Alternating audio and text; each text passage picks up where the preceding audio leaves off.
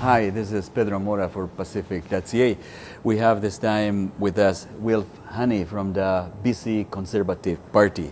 And I asked him to look at some of the topics on nowpolling.ca, specifically the provincial topics.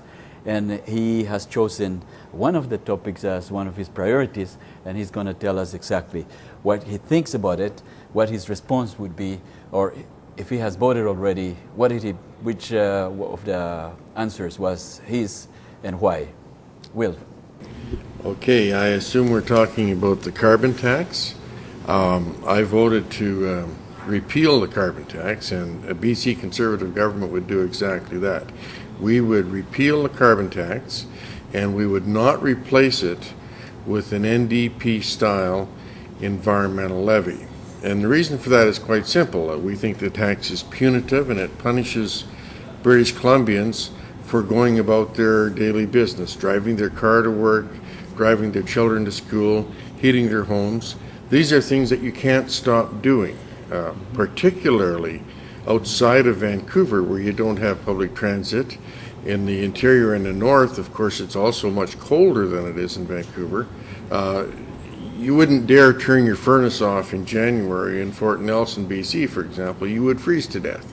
So people must heat their homes. They must drive to work. They must drive their children to school. They must go to the grocery store and buy groceries, which have to be trucked in. All of these things are being taxed unfairly by the BC Conservative or BC Liberal government of Gordon Campbell. If you're concerned about reducing pollution, and quite frankly, I'm not of the opinion that pollution causes global warming, and that's a whole other topic. But if you are concerned about reducing pollution, and everyone is, that's not the way to do it. The way to reduce pollution from the automobile is to encourage new inventions, new technology, and the use of the new technology when it is invented with positive measures. All right. So how would you combat pollution if you, because the environmentalists are saying that the carbon tax is to combat pollution. So what would you use instead? Well, they have to understand the carbon tax will not combat pollution simply because people cannot stop heating their homes and cannot stop driving their cars.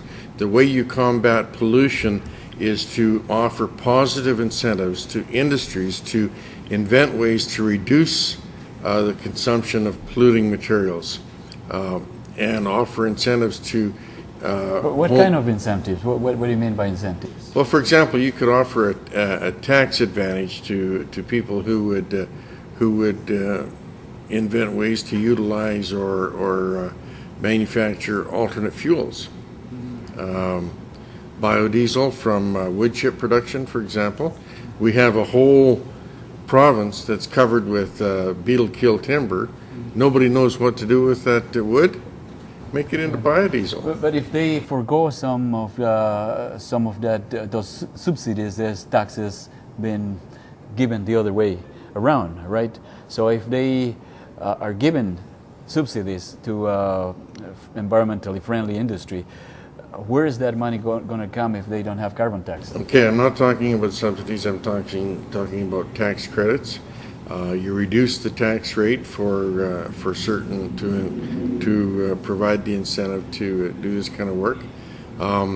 Quite frankly, the government is running a budget surplus every year. They have room to maneuver. They call it wiggle room. There is room in the tax base today to offer incentives. Not only that, if you opened up the province to new industry, if you got the forest industry back to work with secondary manufacturing and, for example, manufactured homes made in BC and exported around the world, that would get the forest industry back to work. If you licensed drilling in the Chaco Basin and the offshore for oil and gas development, that would bring in much more revenue to the provincial government. And they would have lots of revenue to use to offer tax incentives for new non-polluting industries. Right. Okay. Now there is another question here on electoral issues, and it's called MLA's term of office. I don't know if you had a chance to look at it, but it talks about recall and referendums, the voters' right to perpetual elections, kind of computerized ongoing electoral system. What do you think would be the best way to keep MLAs accountable to voters? Well, that's a very good question, and we have the answer. We're quite concerned, actually, about the scandals that we've seen in government, both with the Liberals and the NDP. MLAs not acting appropriately, not acting in the best interest of their constituents, and we feel that it's important that British Columbia does something about that. And what would that be? And you make government accountable to the people. How? You bring in reform to the electoral system. So number one, the MLA has to be able to vote the constituents' wishes ahead of the party's wishes. Free votes in the legislature. That's easy. That's just a rule change. You don't have to. That's all you have to do.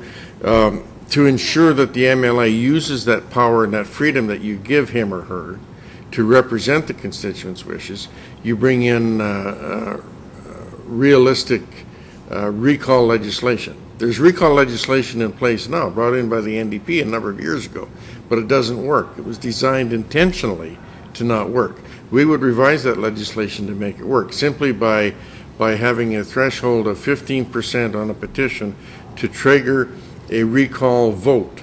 A referendum would then be held in the constituency on whether to recall the MLA. If the referendum passes by a simple majority, the MLA is fired and you hold an election to elect a new one. All right.